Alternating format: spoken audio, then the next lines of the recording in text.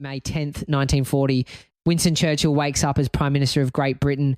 3 days later, Hitler invades France, Belgium, Holland, and Luxembourg simultaneously.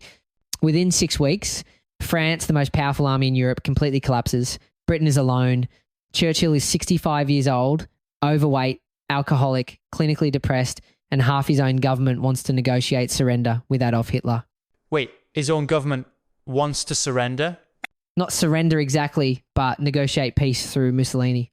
Mussolini?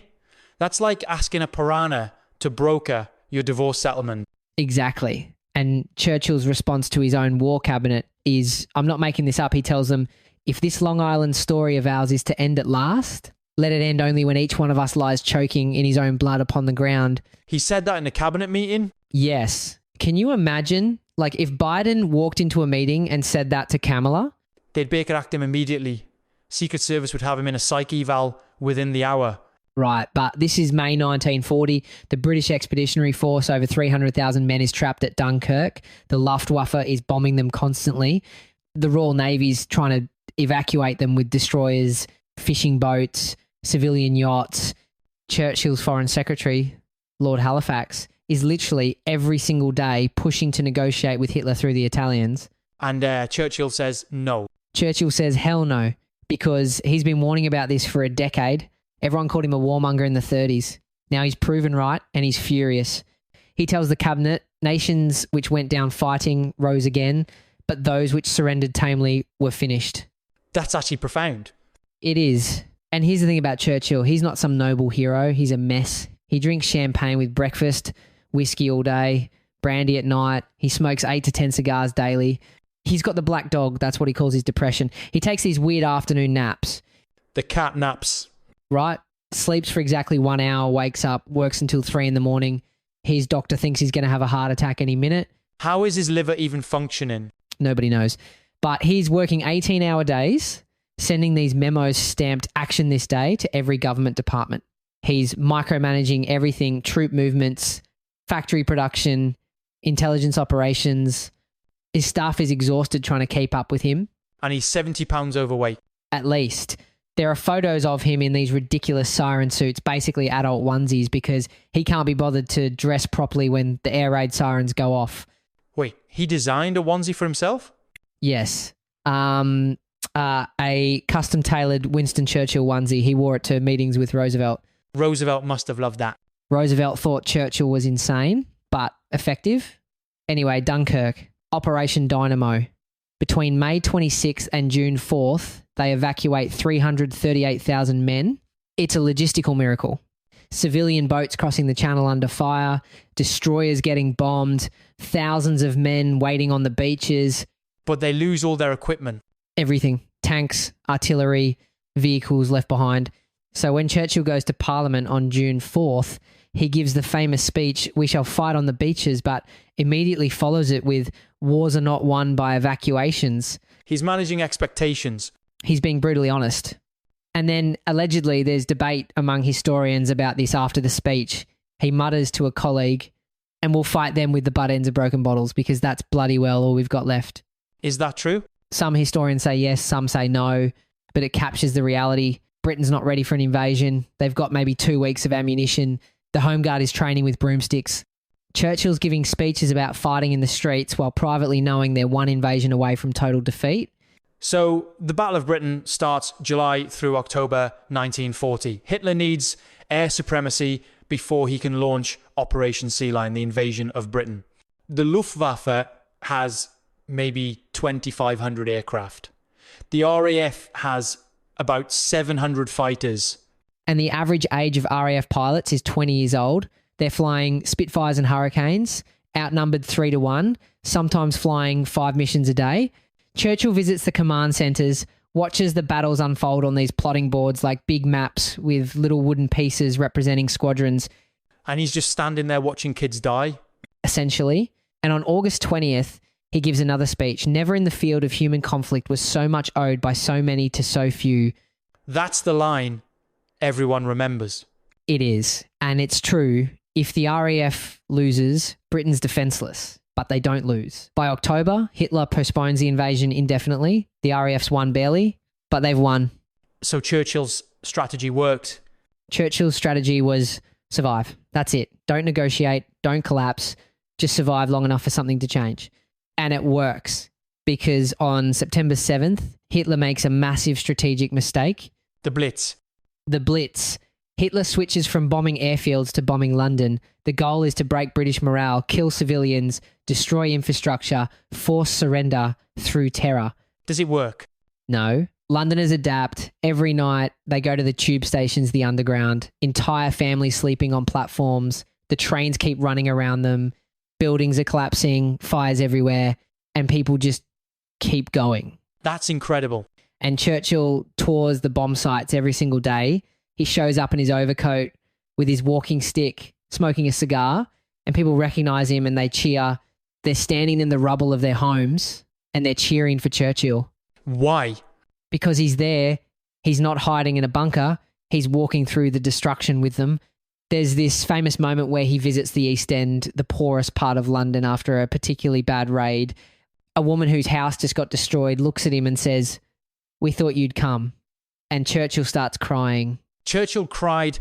Yes. And then he gets angry. He tells his staff, according to multiple accounts, they will pay for this. We will make them pay. Revenge. Eventually, yes. Strategic bombing of German cities becomes a major part of the war. But in 1940, Churchill's just trying to keep Britain functioning and he's desperate for American help. But America's not in the war yet. Correct. Roosevelt's sympathetic, but America's isolationist. Congress won't allow direct intervention. So FDR does Lend-Lease, basically loans Britain destroyers, weapons, supplies on credit. Which Britain can't pay back? Exactly. They're going bankrupt. The empire's liquidating assets. Churchill's writing these desperate letters to Roosevelt. Give us the tools and we will finish the job. But what he really wants is American troops. And FDR keeps saying, I'm trying, but Congress won't let me. Let's talk about Churchill's family.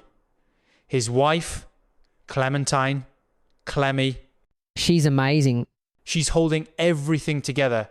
She's running charity organisations, touring bomb sites, managing Churchill's impossible schedule, and she's the only person who can tell him when he's been an asshole. How does that work? She writes him notes. Literally. Little messages that say things like, "You're being rude to your staff. Stop it." And Churchill listens because he adores her. They've been married since 1908. She's his emotional anchor. What about the kids?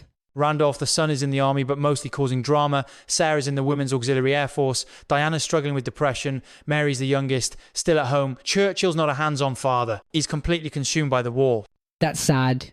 It is. But Churchill genuinely believes he's saving civilization. And maybe he is. Because by the end of 1940, Britain hasn't fallen. Hitler's frustrated. The invasion's cancelled. Churchill's survival strategy has worked. But the war's nowhere near over. Not even close. 1941 is when everything changes. Hitler invades the Soviet Union in June, Operation Barbarossa. Suddenly, Germany's fighting a two-front war.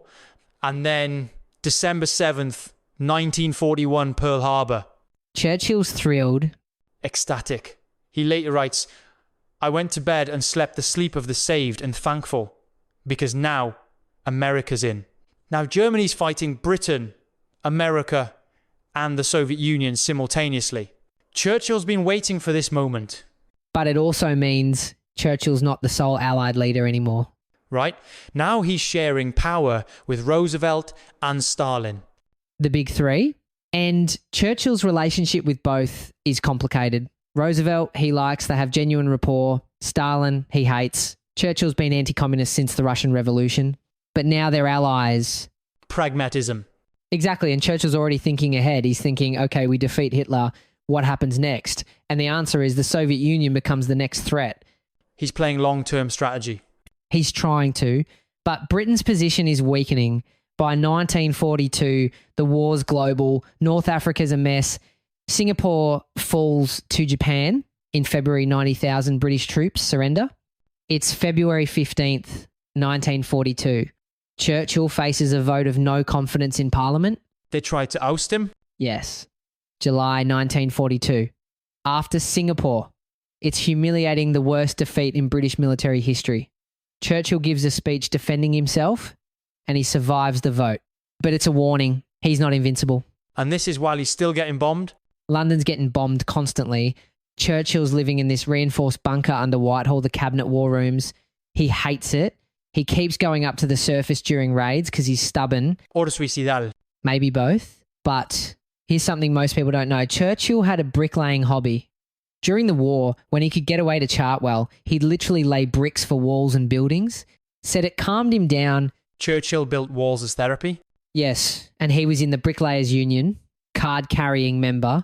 The man who's running the British Empire is building garden walls on weekends to cope with stress. That's oddly wholesome. It is. But by late 42, things start turning. El Alamein in North Africa, Montgomery defeats Rommel. Stalingrad on the Eastern Front, the Soviets hold. The tide's shifting. And Churchill's still in the thick of it. Always.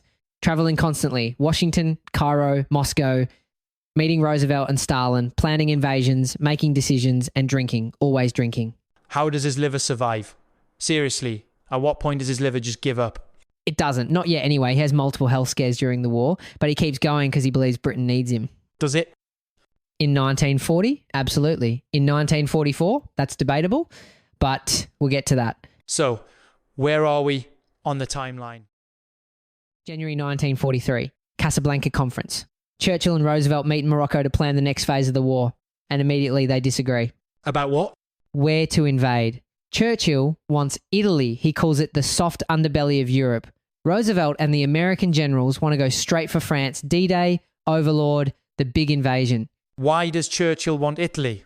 Because he's terrified of another Somme. World War I, the Somme, over 1 million casualties in one battle. Churchill remembers. He was there. So he's pushing for an indirect approach, knock Italy out of the war, force Hitler to defend multiple fronts, delay the main invasion of France until they're ready. And the Americans think he's stalling. Exactly. The Americans are like, let's just invade France and end this. Churchill's like, that's how you get another generation slaughtered. So they compromise Italy first, then France in 1944. How does Italy go? Terribly. They invade Sicily in July 43, then mainland Italy in September. Mussolini gets overthrown. That part's good.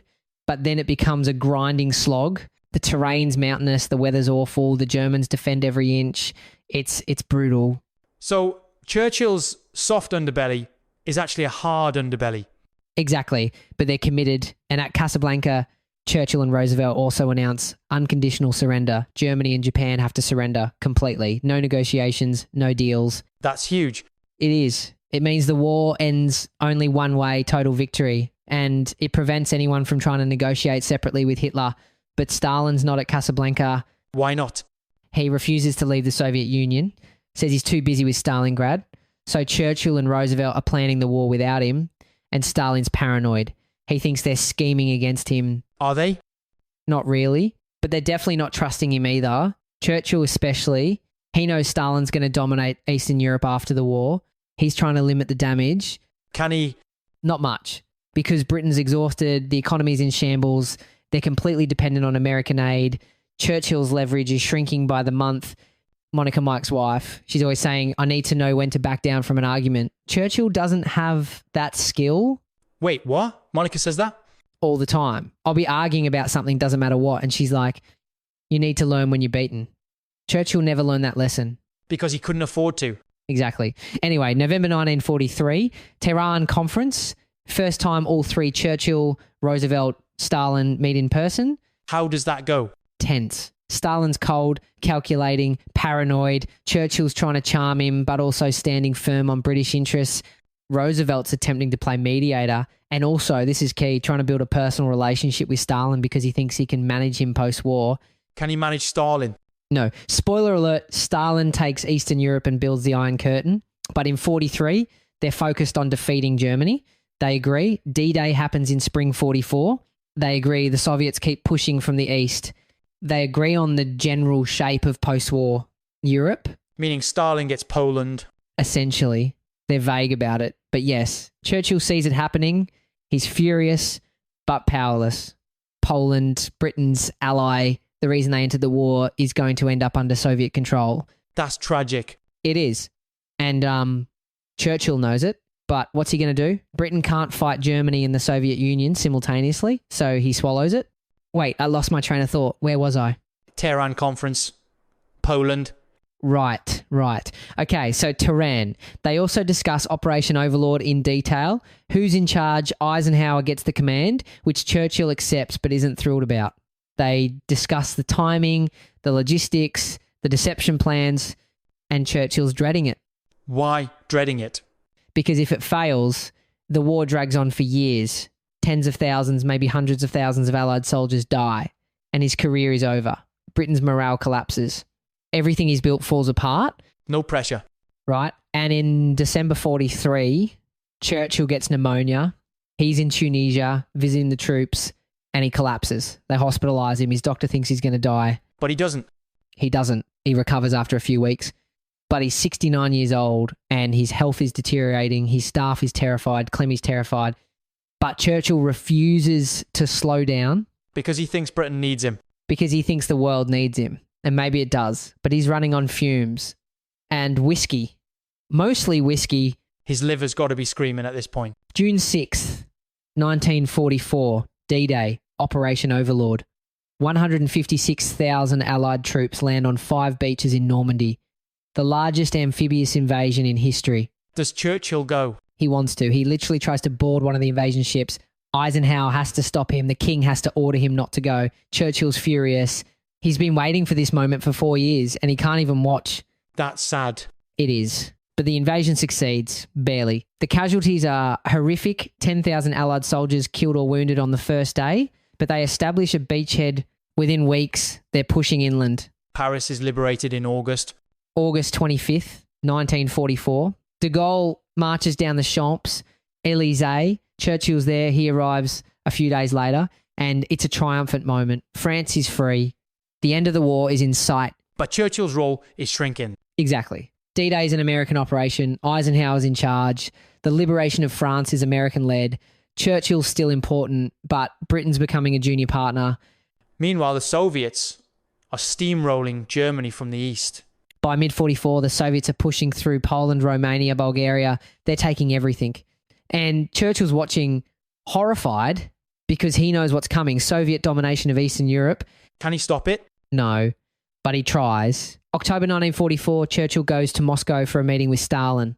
And this is where the infamous percentages agreement happens. The napkin? Allegedly.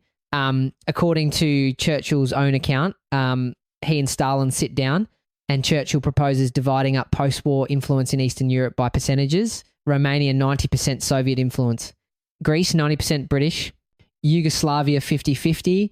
Bulgaria, 75% Soviet. And Churchill writes this down on a piece of paper and slides it across to Stalin. And Stalin agrees? Stalin looks at it, checks it with a blue pencil, and slides it back. Churchill later writes that he said, "Might it not be thought rather cynical if it seemed we had disposed of these issues so fateful to millions of people in such an offhand manner?" And Stalin replied, "No, you keep it." That's insane.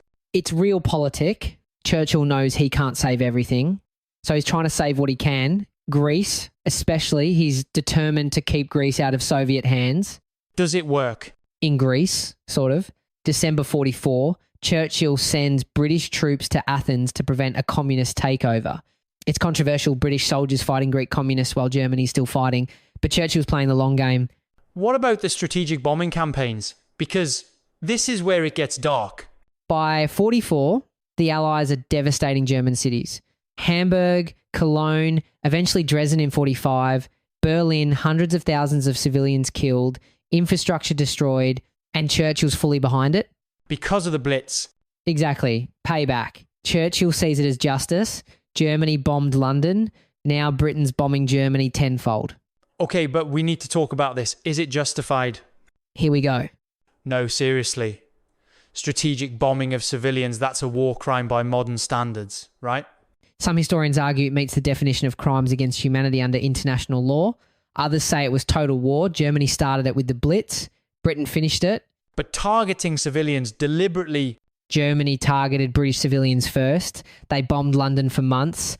They launched Vone and V2 rockets at civilian neighbourhoods. Churchill's response was proportional, arguably. Proportional? Dresden alone killed 40,000 people in one night. And the Blitz killed 40,000 British civilians over 9 months. I'm not saying it was right. I'm saying Churchill saw it as necessary. Break German morale, destroy their industrial capacity, shorten the war. But it didn't break German morale. They fought until Hitler was dead. Correct.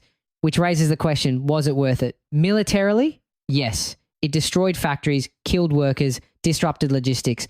Morally? That's debated forever. Churchill's hands aren't clean. No. Nobody's are by this point.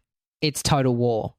But many historians note Churchill believed, rightly or wrongly, that Germany started the indiscriminate bombing and Britain was finishing it. It's a terrible moral dilemma. February 1945. Yalta Conference. Crimea, Churchill, Roosevelt, Stalin. This is the meeting that decides the post-war world. And it's a disaster for Churchill. Why? Because Roosevelt's dying. He's got maybe 2 months to live. He's exhausted, grey, can barely focus. Stalin's the healthiest man in the room. Churchill's trying to negotiate, but he's outnumbered and outleveraged. What's on the table? Everything. Poland, the big issue. The Soviets already occupy it. Churchill's trying to get guarantees for free elections. Stalin agrees verbally, but everyone knows he's lying. And they just accept that? What choice do they have? The Red Army's already there. Are they going to go to war with the Soviet Union to liberate Poland? No. So they get Stalin's promise, put it in writing, and hope for the best. Spoiler, there are no free elections. Correct. Poland becomes a Soviet puppet state within a year. But at Yalta, they're pretending everything's fine. They also discuss Germany, how to divide it, how to occupy it, reparations. They discuss Japan. Stalin agrees to enter the war against Japan 3 months after Germany surrenders. Which he does? Yes.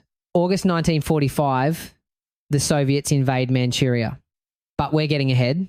At Yalta, Churchill's trying to secure British interests, but he's losing ground. Roosevelt's focused on the United Nations, his post-war dream. Stalin's focused on security, meaning controlling as much territory as possible. So Churchill's the odd man out. He is, and he knows it. Britain's exhausted, the economy's collapsing, the empire's crumbling. Churchill's trying to preserve British power, but it's slipping away.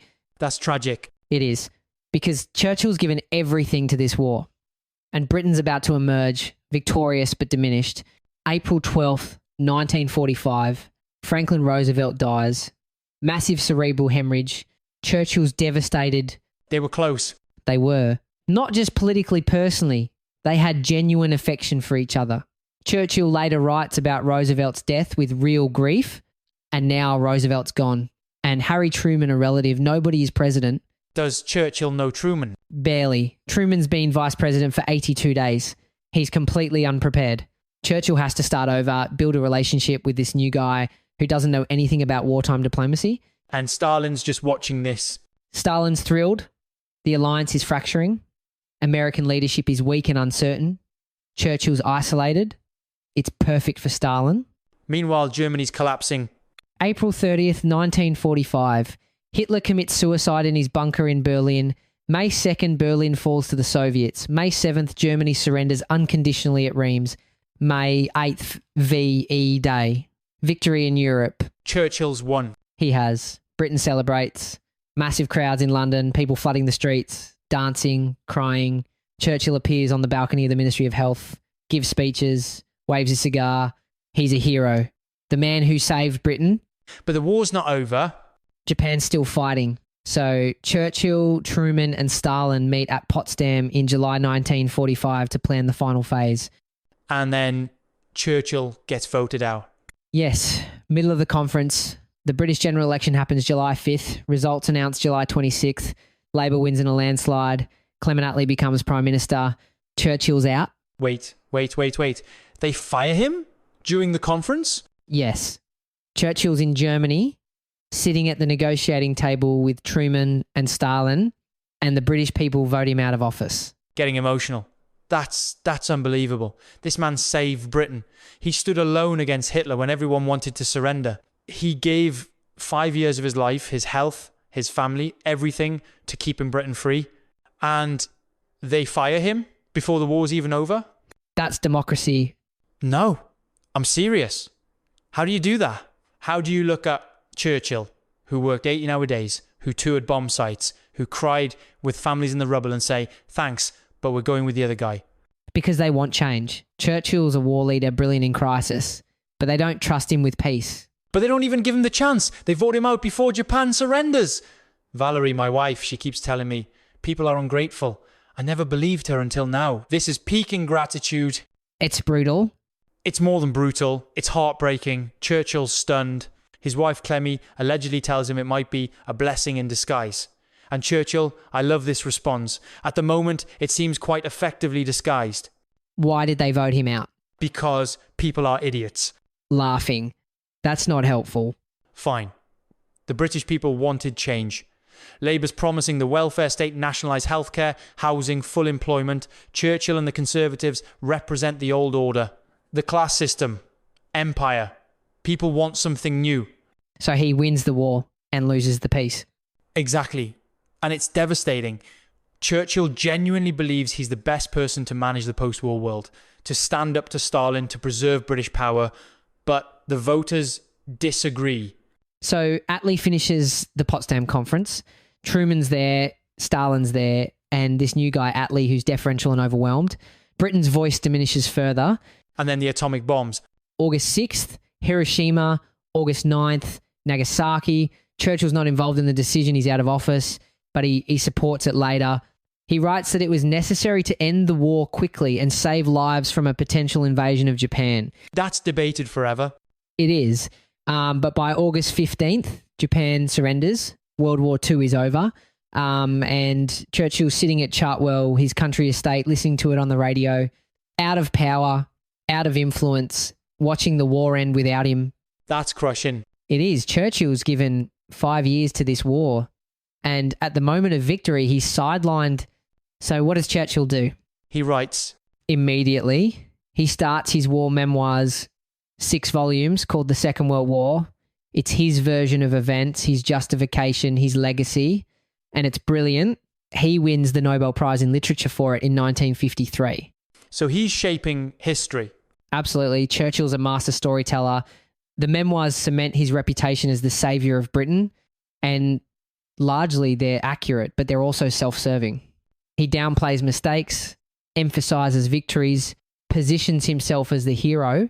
Which he was. In 1940, yes, absolutely. Churchill in May, June 1940 is the right man at the right time. Britain doesn't survive without him. But Churchill in 1944-45, his influence is fading. He's not the indispensable man anymore. But he doesn't see it that way. No. He believes Britain needs him. And when they vote him out, it's personal. It confirms his worst fears about democracy, that people are ungrateful, short-sighted. Let's talk about Churchill's legacy from the war. What does he actually accomplish? He keeps Britain from surrendering. That's the big one. If Britain falls in 1940, if Halifax convinces the cabinet to negotiate Hitler controls Europe, there's no Western Front, maybe no American entry into the war. The Soviet Union fights alone, possibly loses. So Churchill saves Western civilization. It's not hyperbole. He does. His refusal to negotiate in May, June 1940 is the turning point of the entire war. But he's also responsible for a lot of suffering. He is. The Bengal famine, 1943. 3 million people die in India, partly due to Japanese occupation, disrupting supply, partly due to British policies. Churchill supports. He diverts food away from Bengal to support the war effort and stockpile supplies. That's historians debate whether that meets the definition of crimes against humanity. They do. Churchill's recorded views on India are considered deeply racist by contemporary historians and biographers. He sees Indians as inferior, the empire as essential. His policies directly contribute to mass starvation. So he's a hero and a villain. Exactly. That's the Churchill paradox, and we'll never resolve it. I've never been great with ambiguity, so that is a real paradox. So the war's over. Churchill's out of power. What happens next? He travels, he writes, he broods. All of that. But in March 1946, he goes to America and gives one of the most important speeches of the 20th century. The Iron Curtain speech. Westminster College, Fulton, Missouri, March 5th, 1946. Truman sitting behind him on stage. And Churchill says, from Stettin in the Baltic to Trieste in the Adriatic, an iron curtain has descended across the continent. He's warning about Stalin. Yes. Churchill's the first major Western leader to publicly say the Soviets are the new enemy, the wartime alliance is over. We need to prepare for the next conflict. And here's something most people don't know. Churchill wrote that speech longhand in fountain pen at Chartwell. Took him weeks. He rewrote it 17 times. 17 times? Yes, because he knew how important it was. He was essentially declaring the Cold War before anyone else. How's that received? Mixed. A lot of Americans think he's warmongering again. They just finished fighting one war. They don't want to hear about another enemy. But Truman supports him. Truman's sitting right there on stage. And within a few years, Churchill's proven right. Berlin blockade. Korean War. NATO. Exactly. The Cold War begins. And Churchill's vindicated again. He warned about Hitler in the 30s. Nobody listened. He warns about Stalin in 46. Some listen. But it takes a few years for people to realise he was right. Churchill spends 1946 through 51 as leader of the opposition. He's in parliament, but not in power. And he hates it. Because he thinks he should be prime minister.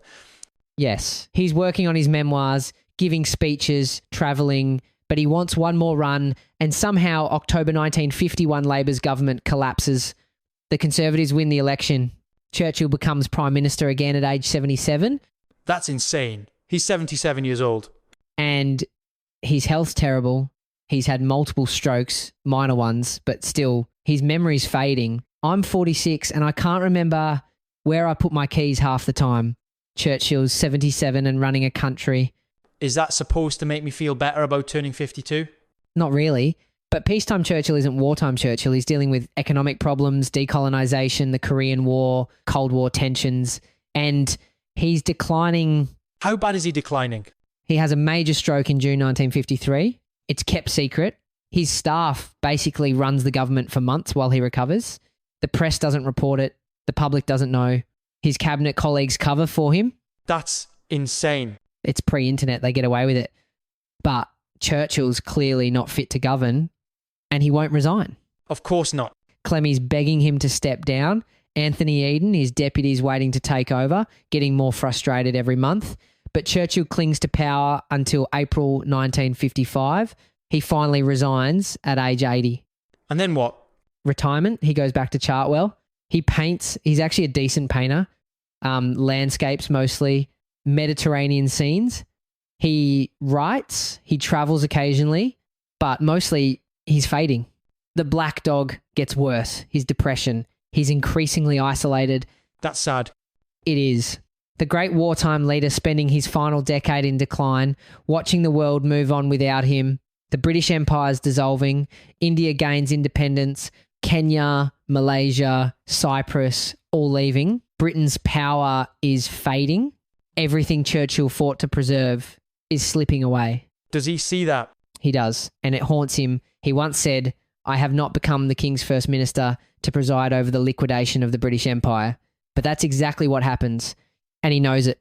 Churchill dies January 24th, 1965, age 90. He's been incapacitated for years, multiple strokes, barely able to speak or move, but his funeral is massive.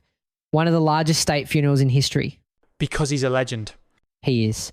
World leaders attend de Gaulle, Eisenhower, representatives from dozens of countries. The funeral procession goes through London. Hundreds of thousands line the streets. Westminster Abbey. Then his body is carried by train to Oxfordshire. The train thing is significant, right? Yes. The train passes through the English countryside, through villages and towns, and people line the railway tracks to watch it pass. Just standing there, paying respects. Churchill loved trains. He loved the English countryside. It's a perfect ending. That's beautiful. It is. He's buried next to his parents in a small churchyard in Bladden, Oxfordshire. Not Westminster Abbey, he chose Bladden. Said he wanted to be with his mother and father. So what's Churchill's ultimate legacy? That's the question we've been dancing around this whole episode. And the answer is complicated. The answer is he's the most important British leader of the 20th century, possibly ever. He saves Britain from Nazi Germany in 1940.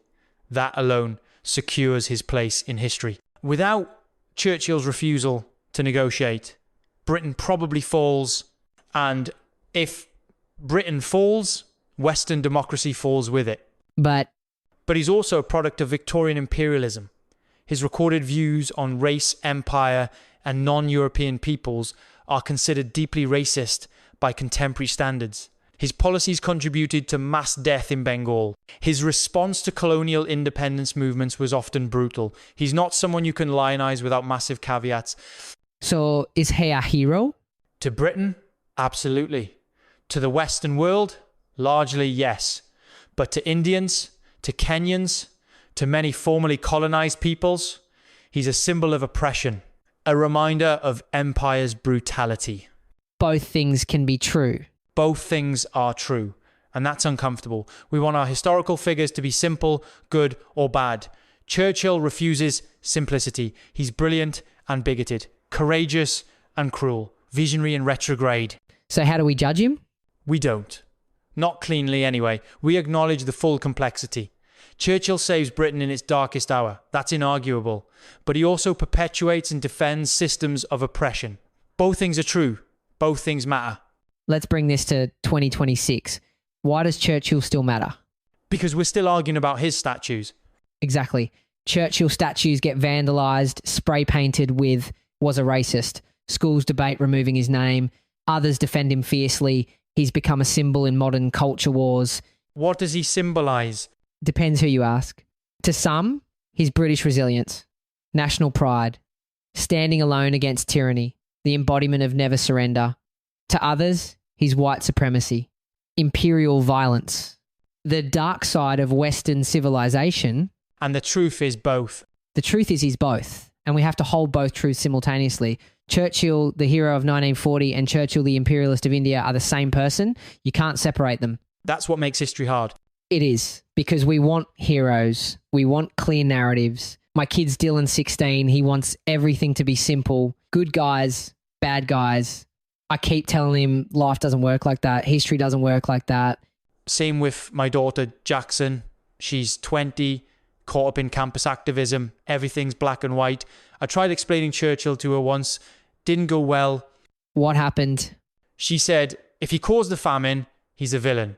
End of story. And I said, but he also saved Britain from the Nazis. And she said, both things can be bad. And I realised she's not wrong. Both things are bad, but one's worse than the other, and we have to weigh them. That's the work of history. Final thoughts on Churchill?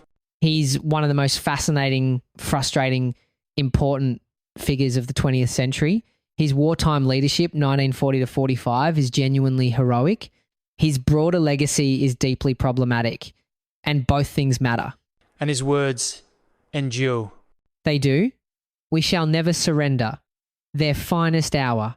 Blood, toil, tears and sweat. The speeches still inspire because they're powerful, because Churchill understood language and leadership. Even if he didn't always live up to his own rhetoric. Correct. Churchill the orator was better than Churchill the man. But in May 1940, when Britain needed someone to say, we will never surrender, Churchill said it and meant it and backed it up. And that matters. History's messy. Always. Leaders are flawed, but sometimes the right person is in the right place at the right time. And Churchill in 1940 is that person. Without him, Britain falls. Without Britain, D-Day never happens. Without D-Day, who knows how the war ends? So he matters. He matters. Even with all the caveats, all the problematic views, all the suffering his policies caused, he matters. Because he made a choice in May 1940 that changed the course of human history. Thanks for sticking with us through Churchill Part 2. This was heavy. Next episode, we're doing something lighter. The invention of the chocolate chip cookie. Finally. Or the guy who invented the pet rock and made millions. Definitely chocolate chip cookies. We'll see. Thanks for listening. We'll see you next time. Don't forget your little lawyer bit. Thanks for that. So I'll read it. Legal disclaimer. This podcast presents historical interpretations and scholarly debates. Views expressed are based on historical record and academic research and do not reflect the host's personal beliefs. Historians continue to debate many of the events and characterizations discussed. You're starting to remind me of Lincoln's self-taught lawyer, only way less competent. You'll pay for that. I'm going to find a way to sue you. Goodbye for real. Ciao, everyone, and share this episode with a friend.